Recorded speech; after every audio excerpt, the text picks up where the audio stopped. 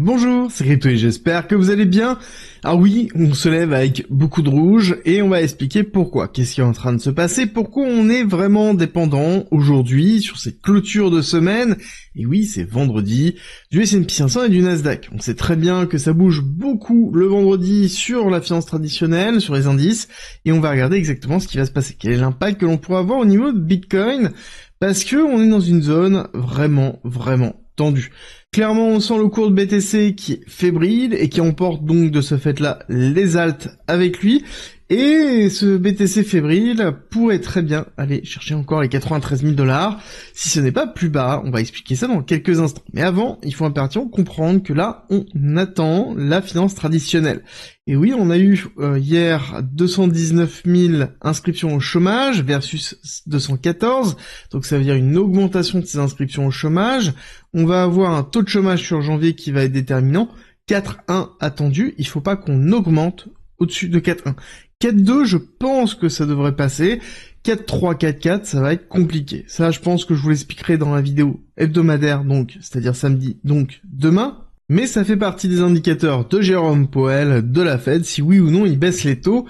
On est drivé par l'inflation et le taux de chômage. Et là, aujourd'hui, c'est certainement le chiffre le plus important qui tombe au niveau de la corrélation entre les deux et qui va certainement faire mal. On rappelle toujours que le vendredi, on a beaucoup de volatilité, que ce soit à la hausse ou à la baisse.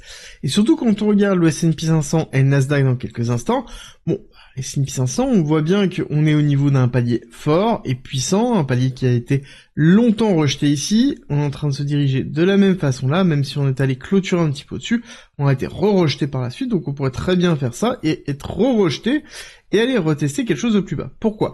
Tout simplement parce que court terme, si on regarde bien, on a un top, un low, un top, un low. Ça veut dire quoi? Ça veut dire qu'on a une pattern ici, une tendance court terme baissière sur le S&P 500. Donc ce que l'on attend ici, c'est un top local qui va arriver ici, pour ensuite faire un low et aller chercher potentiellement les 5900. On a l'imbalance qui se trouve là, ça pourrait être logique pour ensuite repartir. Bref, c'est un petit peu l'attendu, ça veut dire ici un S&P 500 dans le rouge, si S&P 500 dans le rouge, très certainement Nasdaq aussi. La Nasdaq c'est pareil, c'est-à-dire que quand on regarde un petit peu la typologie au niveau du Nasdaq, on voit très bien qu'on a une tendance qui est plutôt baissière sur ce terme-là, donc c'est-à-dire sur les jours qui arrivent, avec ici une chute qui pourrait être reprise dans cette zone-là, dans les 21 000 points, pour ensuite repartir, et avoir toujours cette compression que l'on a là, pour pouvoir sortir à un moment donné, idéalement à la hausse, pour pouvoir breaker. Est-ce qu'on va breaker aujourd'hui? Il faudrait qu'il y ait des taux de chômage qui soient très bas, voilà, qui soient très bas, c'est-à-dire que on soit dans les 4 points, 3,9, pour pouvoir vraiment avoir une incentive suffisamment forte. Là actuellement ce n'est pas le cas, donc ça sous-entend que la finance traditionnelle risque de nous emporter un petit peu. Alors, oui et non. Et là vous vous dites, mais qu'est-ce qu'il nous raconte le chauve barbu là à force de dire oui et non? Oui et non, parce que oui ça nous emportera à la baisse, mais non peut-être pas autant.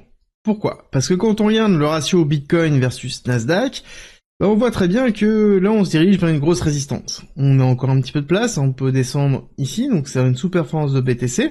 Ça veut dire que BTC performe beaucoup moins bien que le Nasdaq, ok? Mais on a bien vu qu'on a des belles réactions ici, donc des belles surperformances de Bitcoin, alors qu'on a un Nasdaq qui est en train de sous-performer. On l'a bien vu sur ces belles accélérations-là, même ici, et c'est ce que l'on va chercher là. Ça veut dire que, même si on a une baisse du Nasdaq, ce que l'on espère, c'est avoir un bon retour ici de BTC, donc ça veut dire une belle respiration de Bitcoin. Ça ne veut pas dire qu'on ne baissera pas, mais ça veut dire qu'on baissera peut-être beaucoup moins que le Nasdaq, voire même peut-être un mouvement légèrement inversé, qui suffirait à dynamiser ce ratio à la hausse. Et ça, c'est un des scénarios qu'on préfère. Ça veut dire qu'on aurait bien notre baisse de la finance traditionnelle pour repartir à la hausse, une sous-performance de BTC qui prend fin, surperformance de BTC durant la baisse, et suivre justement le mouvement haussier de Bitcoin par rapport au Nasdaq. Alors là, hop, tac tac, on dézoome, et on voit bien qu'on a l'habitude de surperformer le Nasdaq depuis relativement longtemps, sauf que on a généralement des périodes qui sont assez longues, où on va être dans des phases de compression pour repartir. Là, on est dans une phase de ranging, donc ce que l'on va attendre, ça va être potentiellement une rupture à la hausse, pour pouvoir avoir vraiment un momentum fort qui se fait, et avoir aussi ces accélérations-là très fortes avec un BTC qui surperforme très largement le Nasdaq, et c'est ce que l'on vise, de toute façon, au niveau de Bitcoin.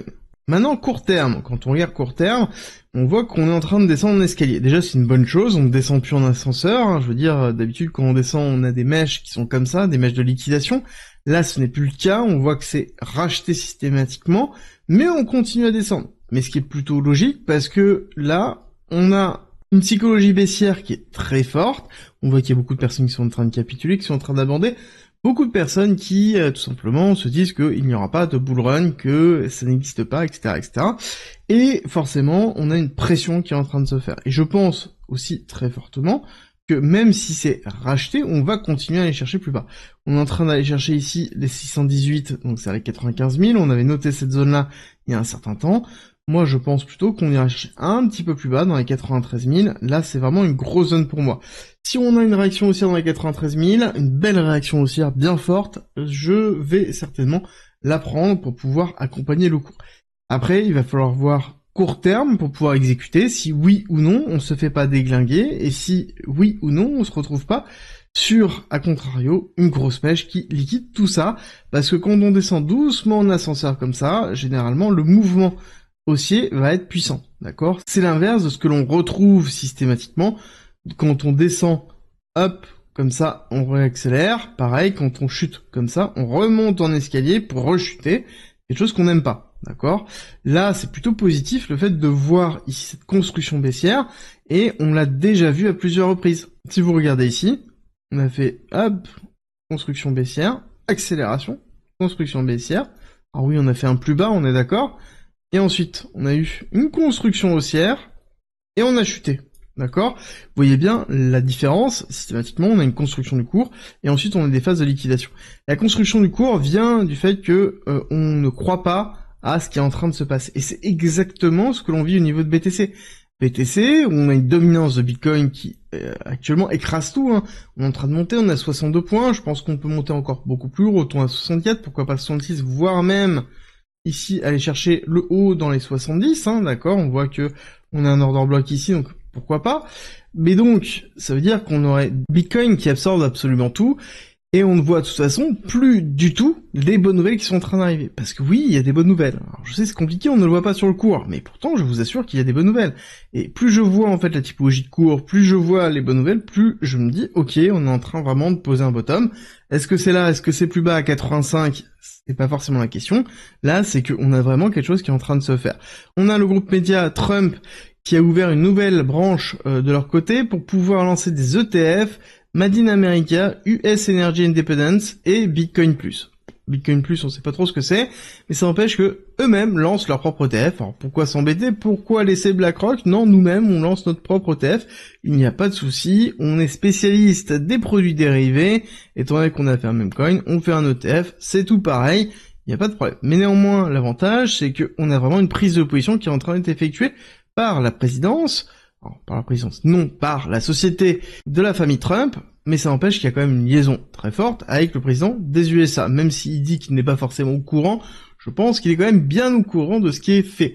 Deuxième autre bonne nouvelle, on avance dans la demande d'ETF de Solana avec, ici, une recherche des inputs publics. Donc là, on avance petit à petit dans la validation de cet ETF-là. Ça veut pas dire qu'on peut pas avoir des allers-retours encore, mais ça avance. On a encore des bonnes nouvelles qui se font. Alors oui, pas sur toutes les cryptos. Et vous allez voir qu'il n'y en a pas que pour Solana.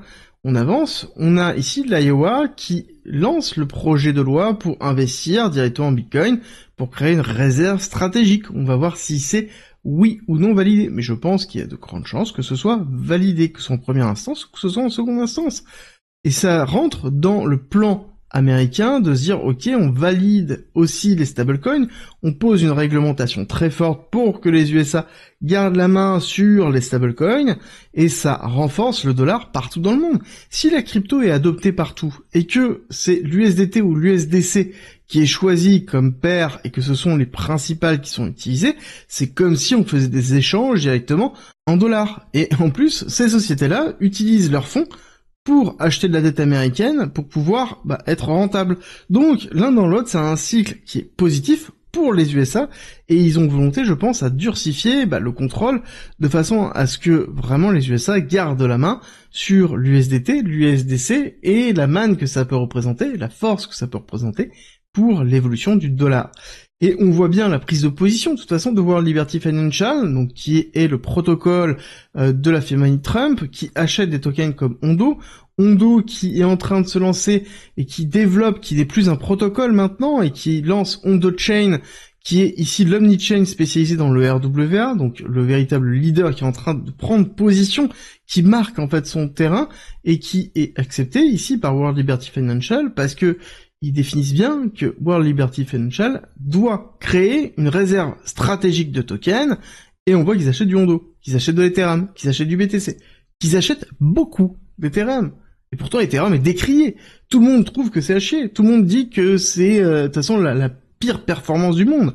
Et tout ça, ce qui est intéressant, c'est que on retrouve des patterns de cycle en cycle. Les gens capitulent, les gens crachent à droite, à gauche sur certains protocoles, mais à un moment donné, quand on regarde concrètement ce qui se passe, on voit que c'est positif. Est-ce que c'est pas encore assimilé par le prix? Là est la question. Pour moi, on est sous-pricé, et je pense qu'on le restera encore pendant un certain temps, parce qu'on veut épuiser ceux qui sont pas prêts à tenir, et c'est comme d'habitude, c'est un marathon. Comprenez-le bien. Alors, on va revenir rapidement sur BTC court terme. Pourquoi je vous parle de 95? Pourquoi je vous parle d'un petit peu plus bas? Toujours la même chose, hein, on a les clusters liquidités qui sont là, on voit qu'on a tapé un tout petit peu dans le cluster liquidité, mais il y a un gros cluster à 95, d'où la notion d'aller chercher les 95. Et si on a le Nasdaq et le S&P 500 qui dévissent pour aller chercher plus bas en cette fin de journée, globalement, on risque d'avoir une chute qui va être beaucoup plus forte au niveau de BTC, et on aura certainement un week-end qui sera beaucoup plus vert avec une forme de respiration, et on se retrouvera lundi justement pour voir ce qui se passera au niveau de la réouverture du marché américain, parce que c'est là où ça va être vraiment déterminant. Clairement pour moi on a une petite phase d'incertitude, on commence à avoir des petites sorties, on voit qu'on re-rentre mais moyennement au niveau de BTC. Sur Ether on continue toujours à rentrer mais vraiment avec des petites sommes maintenant. Bref, il y a une incertitude qui est en train de se créer, je pense qu'on va avoir un mouvement puissant vendredi, certainement tout ce week-end au niveau des cryptos. Alors je pense qu'on aura une phase de léthargie plutôt habituelle, et ensuite on aura un mouvement vraiment puissant, certainement dimanche soir. Il va falloir surveiller ce qui va se passer. Et d'ailleurs, si vous voulez aller plus loin, je vous rappelle qu'en commentaire en description, vous avez une communauté privée gratuite, dans laquelle vous avez de la formation, vous avez des articles, vous allez avoir des analyses stratégiques, vous allez avoir des lives, tout ça gratuitement en commentaire en description, si ça vous intéresse. Et en plus, vous avez une interface simple pour pouvoir échanger avec deux investisseurs, qui est protégée, et vous avez une application qui est disponible pour pouvoir l'avoir directement sur votre téléphone. Si vous activez les notifications, si jamais il y a un gros problème au niveau du crack, comme j'ai pu alerter sur FTX ou sur Terra Luna, je vous enverrai un message bien évidemment à travers les notifications. Et ce sera tout pour aujourd'hui, nous on se retrouve tout à l'heure pour une nouvelle vidéo, et je vous dis à très vite.